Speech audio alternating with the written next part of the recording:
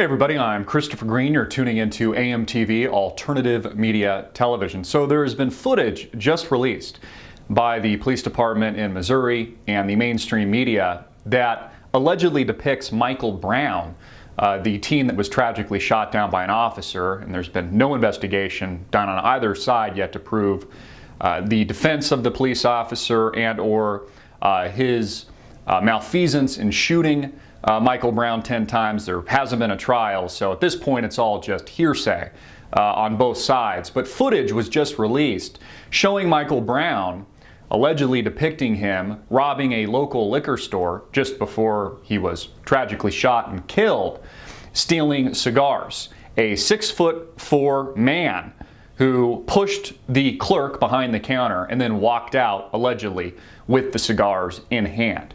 If this footage is to be verified and is accurate in its depiction of Michael Brown, I think this really shoots a massive gunshot wound hole in the narrative that Michael Brown was taken advantage of by a police officer and shot tragically not too long ago. Now, of course, this doesn't take away from the weight and the repercussions that should be felt by the police officer, who should be prosecuted under the full extent of the law if it is proven in a court of law after looking at the actual evidence and an actual investigation that he was in the wrong in shooting Michael Brown.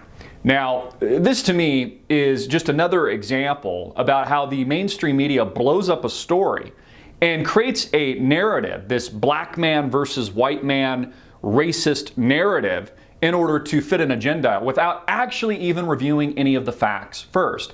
And I've personally found it, and have been finding it, very surprising, not just the liberal leftist media, but even some among us in the conservative alternative media, in the independent media sphere, actually supporting Michael Brown and defending that narrative without actually looking at the evidence.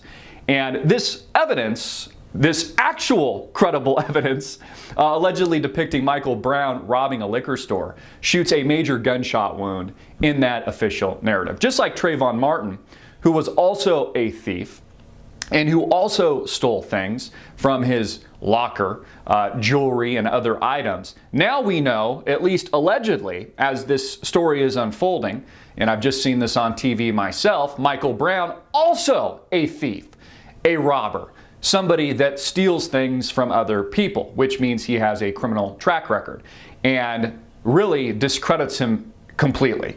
Now, again, this still should be investigated. The case still should be investigated by a court of law, and the police officer who has now been named should have to fess up to any actions or wrongdoing if that may in fact be the case. But on the flip side, nobody's defending the possibility that maybe the police officer was in the right.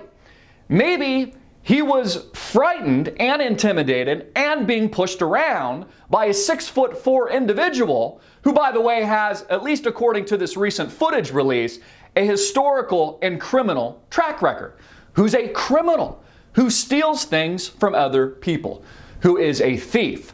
And the mainstream media always shows these, cutesy little pictures, making these people look like they're little boys or something like that. The, image of a hoodie with Trayvon Martin, and looks like he's, 2 years old, sucking on a pacifier.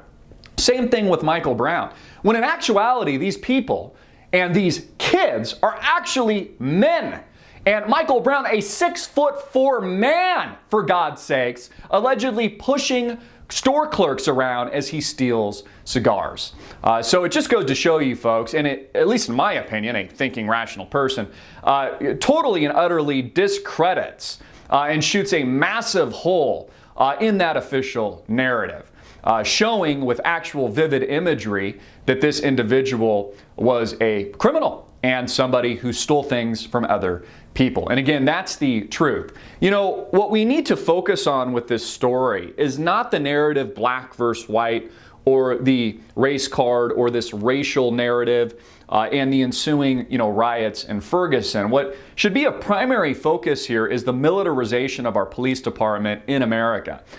We see the police locally in Ferguson in full riot gear with semi-automatic and automatic weapons, totally militarized driving MRAPs, vehicles that they use in Iraq and Afghanistan. That's what should be the focus here. That is what America should be fearful of, and that should be the discussion right now. The fact that it's gotten out of hand, that unarmed protesters throwing their hands up in the air, and allegedly this kid who was shot with his hands in the air is the problem. The militarization of our police department is the problem. That should be addressed, and we should work as Americans to actively demilitarize local police departments and demilitarize situations like what we're seeing in Ferguson, Missouri today. That's the real issue. That's the real story here. And again, you can't ignore the truth, folks. You can't ignore the hard evidence, if this proves to in fact be actual credible evidence of Michael Brown stealing, really looking like a thug. I blasted an image of him on Twitter the other day of him flipping off the camera, and also there was images released of him showing gang signs, etc. I mean, I look at things like that and honestly it discredits that person. And if in actuality this was the case and he was and did have a criminal background and was the primary suspect in this recent robbery, it completely discredits Michael Brown entirely, 110%. I'm Christopher Green. Get it out everywhere, make it viral, hard hitting it in your face, and click the link below to support our sponsor.